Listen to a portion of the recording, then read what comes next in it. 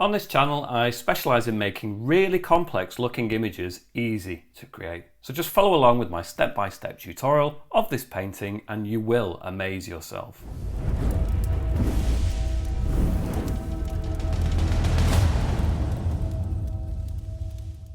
So as always with my tutorials, I'm using the app Procreate on the iPad Pro, but you could probably apply the techniques I'm going to show you onto a different tablet and whatever app you happen to be using. Having said that, within Procreate, I've opened an A4 canvas, which is 297 by 210 millimeters at 300 dpi. Make sure it's millimeters and not pixels, otherwise it won't work. In terms of the brushes I'm going to be using, I only use the brushes that come free by default within Procreate, so I'm going to use within airbrushing the soft brush, maybe the medium brush within airbrushing, and also within the artistic brushes, I'm going to try the Terra brush. In terms of the colours, I've already pre-selected some colours in this area. Each of these colours has what we call a hexadecimal code associated with it, and you'll find each of these codes listed down in the video description, so you can type them in here one at a time and press enter. The colour appears up here and then you can just tap it together yourself, or there is a link that takes you to my Patreon page that saves you some time and you can download the whole colour file for free.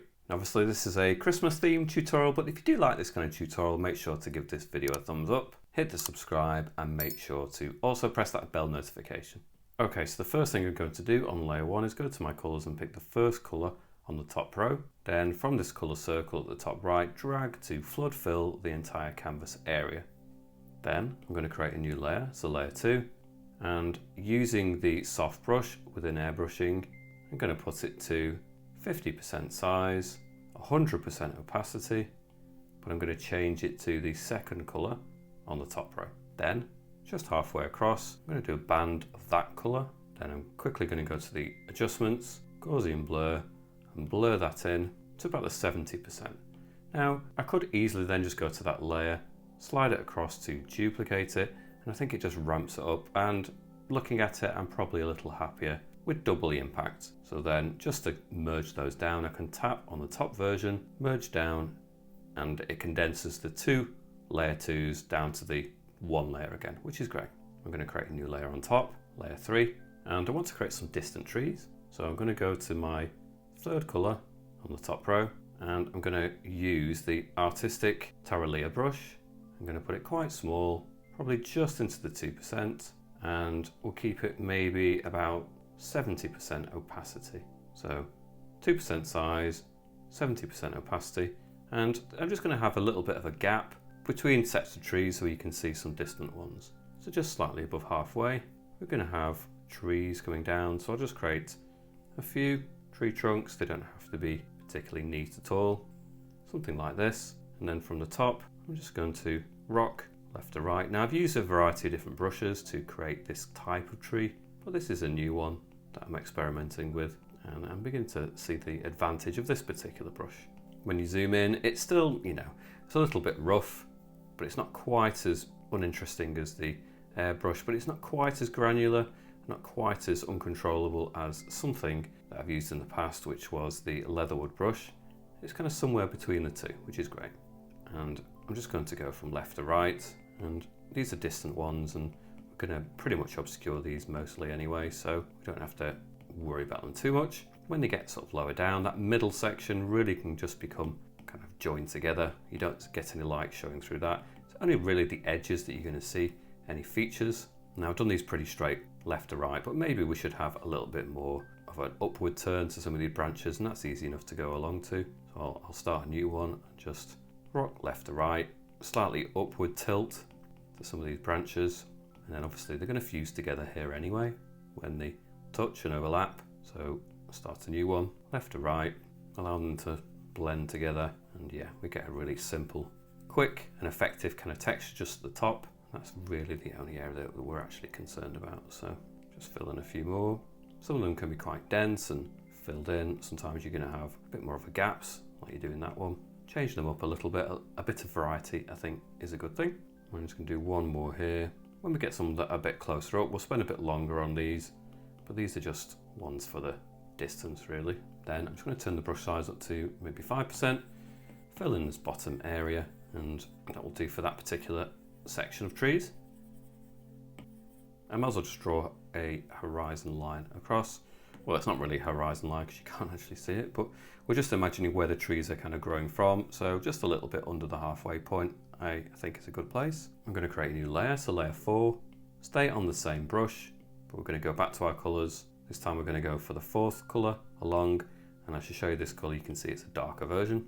And again, we'll turn it down to the 2% size, and we're going to have these reaching up. So the lowest part 2%, there is a little bit of a variety even within the same percentage. So the lowest part 2%, bring it down, and we're going to have it be taller, higher up towards the top of the canvas, but also the bottom of it is going to reach down towards the bottom of the canvas more. So the whole thing is just going to appear larger in scale.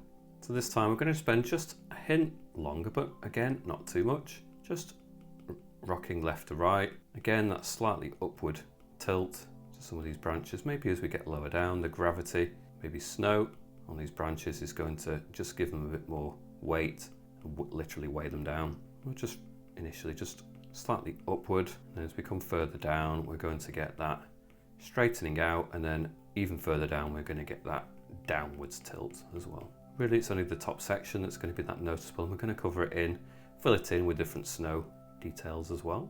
So we just want to preserve that edge. Maybe I can just scribble up to the very edge of it like that.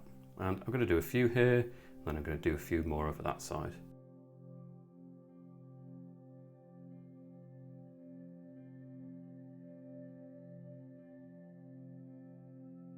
So that will do for some on that side, and I'm going to go over to here and do the same again. Lower part 2%, get the basic trunks. Might just do a few initially, and then just go in and repeat the technique. It takes a little bit of time. It's not difficult though, just a little bit of time, and it's pretty much done. Remember some gaps in places. I think it is going to add a bit more believability and variety of texture.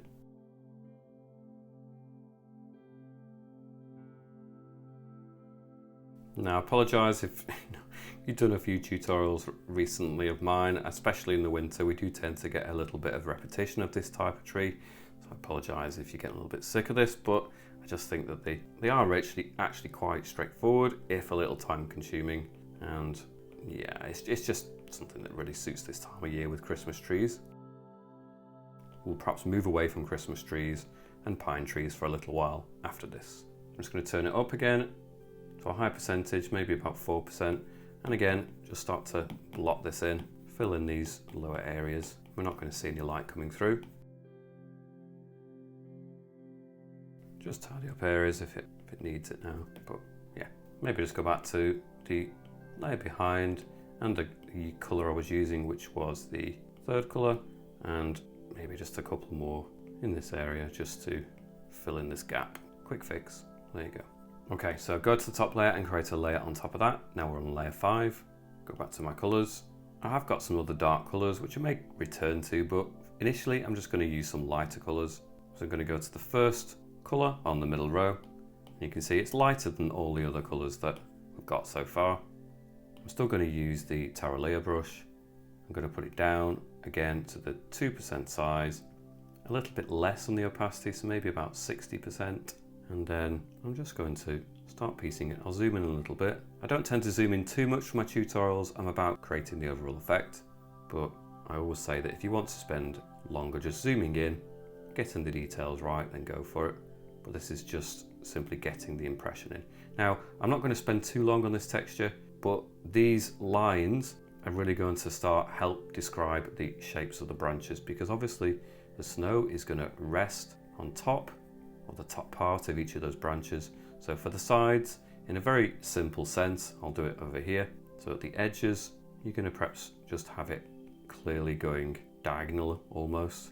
But then as it comes more towards the center area, you're going to notice that they kind of have this type of property.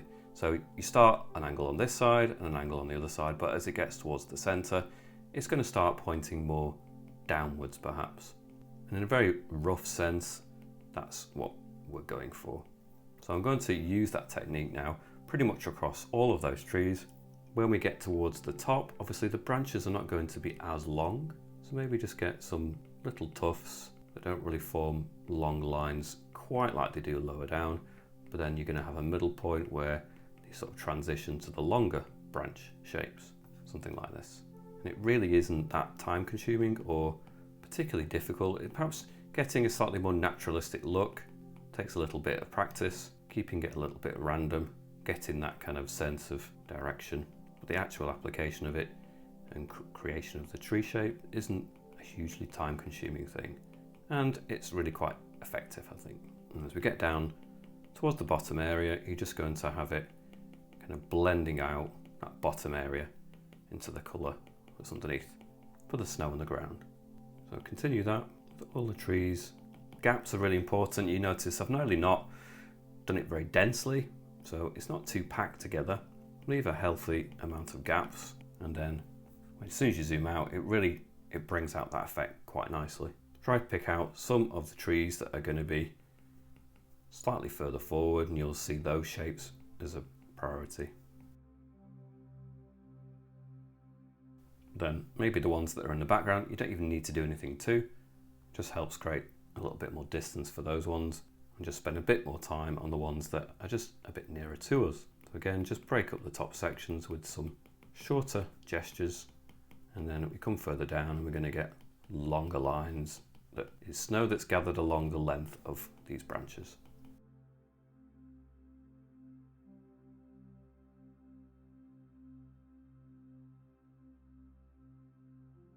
I could even turn the opacity down a little bit if I wanted some more subtlety. So maybe something like 30%. Build it up more gradually. You kind of choose. Let's try that approach. I do have brighter colours, so I'm going to try with an even brighter colour for some extra highlighted areas next. So perhaps we could just go in with a bit of subtlety.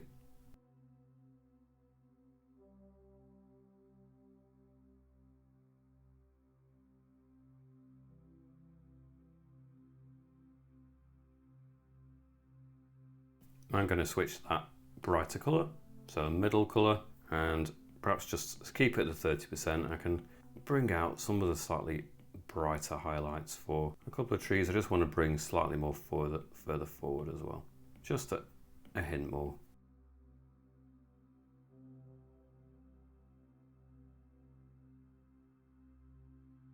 Okay, so I'll stay on the same layer for this, but I'm going to go to the first colour on the middle row again. Stay on this brush, but put it up to maybe 4% and back up to about 60%. And again, we just want to soften in this ground area. Again, just sort of break up the shapes at this bottom region. And I can just bring that across as well to represent some areas on the ground, something like that.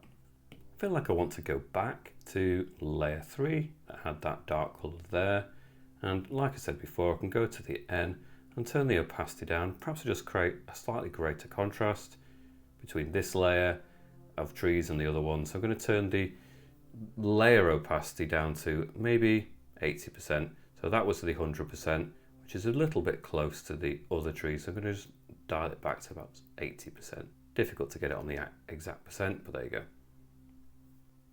Back to the top layer. So on the top layer, I'm going to go to my airbrushing and soft brush again. And with the third colour on the top row, we'll use that again. I'm going to put the brush size down to about 15% and the opacity at about 30%. And I just want to just kind of soften this area in, add a hint more shadow, something like this. Okay, I'm going to go to the top and create a new layer, so layer 6. Go back to my colours, and I really want this tree to jump further forward, so I'm not going to go for the darkest colour initially. I'm going to go for the one just next to it. I'm going to go in again with the artistic Terralia brush, put it down to 2% size and 60% opacity, and I'm just going to put in our foreground tree. So I'll start with the trunk at the centre, and perhaps just make sure it's really low on the 2%, 60% opacity, and then I can start drawing in the branches a little more carefully rather than doing that whole kind of really rough rocking left to right. This time I'm just taking the time to slightly better articulate each and every branch. So a branch with even branches coming off it, a little bit more of a sense of that. Not something you have to spend terribly long on, I don't think, even though it's a much more foreground feature. Again, it's going to be kind of covered in snow and covered in lights. You're not going to notice it completely anyway. So we're just going to get a rough sense of it, but just a little bit more considered than the other ones. But yeah, again, it's still a pretty quick process. And again, as we come further down, we're going to get more of that downward direction of these branches. So maybe just get the general sweep in first, get those branches in, have it meet at the bottom where you want it to, and then go back in and yeah, just add articulated smaller branches that feed off from those. I don't mind if we get a series of clashing branches that just overlap.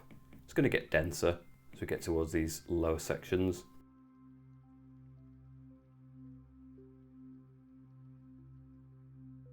Just a load of kind of crisscross lines really near the bottom.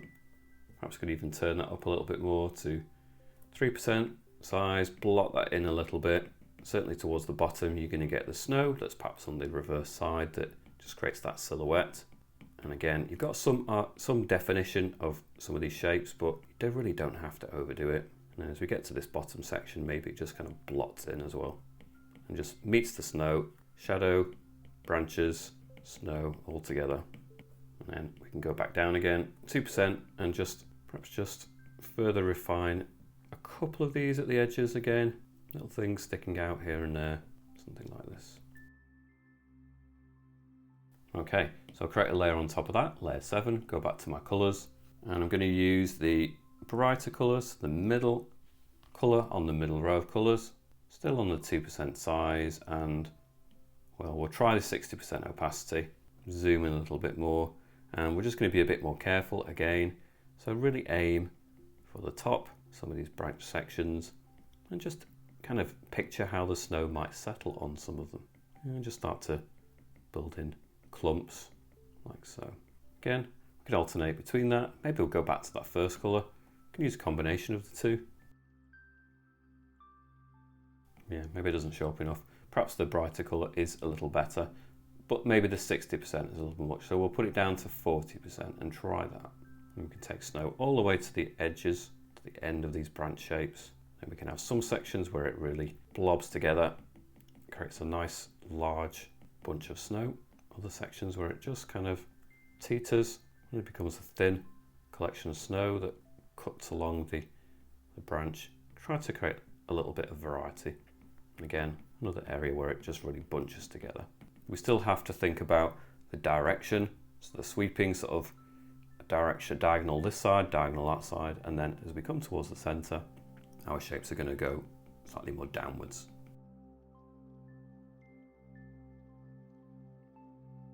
Get those details at the very top. Again, we've got bigger branches, lots of finer, kind of extra smaller branches that splinter off from those heftier, bigger branches at the bottom. So it does give the snow a greater chance of just kind of collecting together there, which is nice.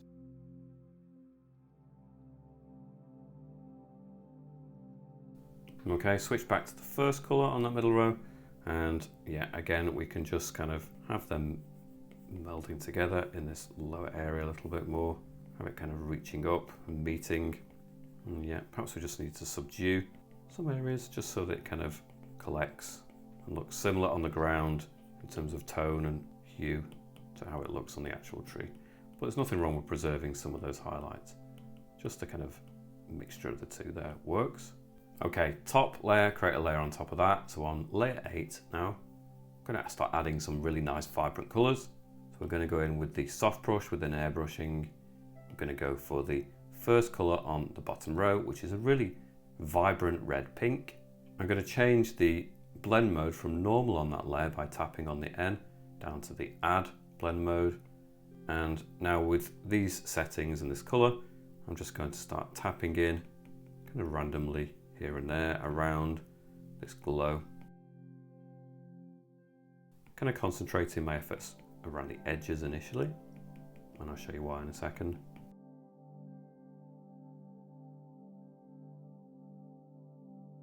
And I'm going to move that layer so it goes underneath layer 7 now. And you can see much of them are kind of just disappearing a little bit, which is what we want. And then I'm going to switch to the red colour.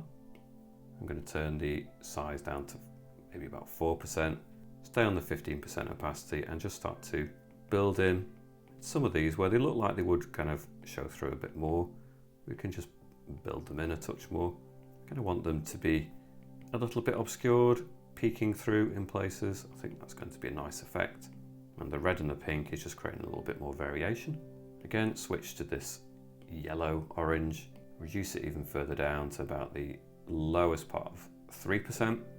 And again, we can just start to then tap in a few times to some of these, especially when they're very visible. On this layer, I'm just going to go to the adjustments, bloom. I'm going to whack that up all the way up to 100%. That really starts to put in an extra glow, which is great. Probably going to go up to the top layer again and create another layer on top, but again change it from normal down to add, blend mode, and stay on the yellow orange. Put it down to maybe the 2%, lower part of 2%, and a bit higher, so maybe about 30% opacity, so that's double the strength. And I can really just start going in now and bringing out some of those lights where I really want it to jump forward, especially when they're clearly visible, poking through, or just very visible at the side anyway. Keep some of the ones that are just off towards the edges, maybe they should stay looking like ones that have kind of gone around the side, around the rear of that tree. But anything that looks like it's shining through, give it that extra touch of light. Could even go further along to the next yellow, put it up to super high opacity or relatively high, 60%. We can really keep ramping up that drama. We can even go in there, turn the size of it down to 1% and the strength back down to maybe the 15% again. And for one or two of them, we could just create a hint that we've got these kind of glares, start impressions to them. So just have these lines that cut off. Again, don't do it for every single one, but it is a nice effect, perhaps for some of them.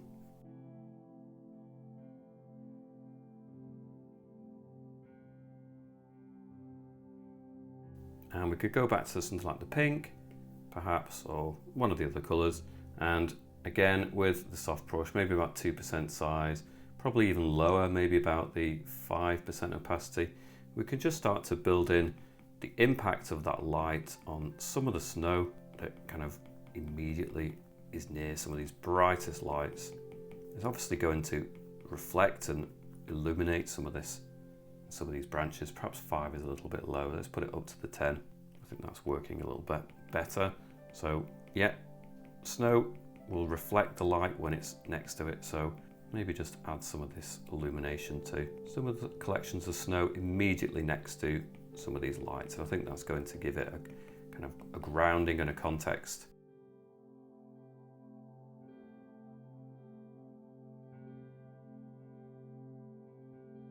Perhaps change again to the third colour, the orange, and again we can just further enhance that. Perhaps that tends to be down to the 5%. It is a brighter colour.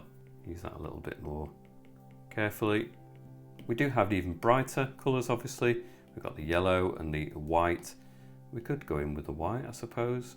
If we really wanted to ramp up the light, we could put it, I don't know, 20%. Go for the centre of some of these lights. It's just going to push it even further.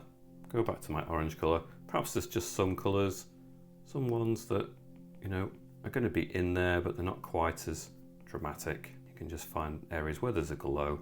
Just multiply these little light sources. They're not all going to be absolutely equal in magnitude and intensity, but you can just add more.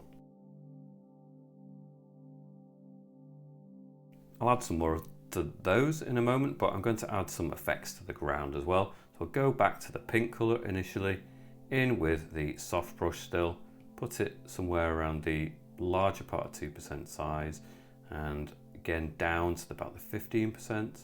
And I'm just going to build into the ground areas. We've got some strong lights here. It's going to impact on the ground. It's going to reflect back on the snow. Perhaps even put it up further, maybe about 5%. Just soften that in a little bit. Fade it off towards the edges. Back down to the 2%. Just have a couple of thinner bands that join up here too. 3%. Yeah, it's just going to reflect back a little bit in any of the clumps, any little bumps in the ground are just going to perhaps reflect back some of those lights. Again, we can go in with one of the orange colours, add to that effect. I'm going to turn it down to 2% size. Perhaps as we get nearer the tree, clearly it's going to be a bit brighter than when it goes further away.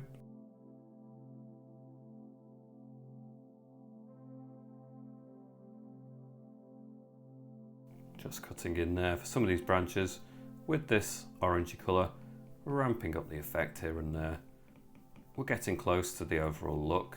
Again, go and ramp up the brightness of some of these lights.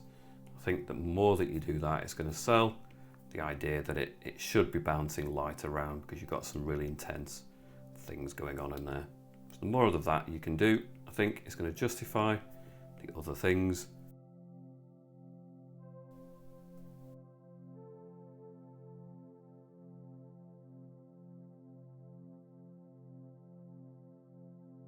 Yeah, so this orange colour, especially when it meets the lights, I think the snow is really going to reflect back some of these. So yeah, I'm just ramping that up a little bit.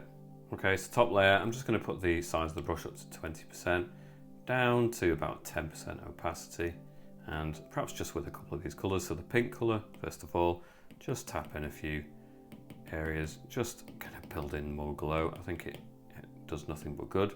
And then the third colour, orange, again, something similar, just ramps it up a little bit more. Okay, I hope you've enjoyed following along with this tutorial, and I hope you have a great festive holiday period. Do give this video a thumbs up if you've enjoyed it, hit the subscribe, and don't forget that bell notification. Thanks for watching, I shall catch you back here soon. See you later.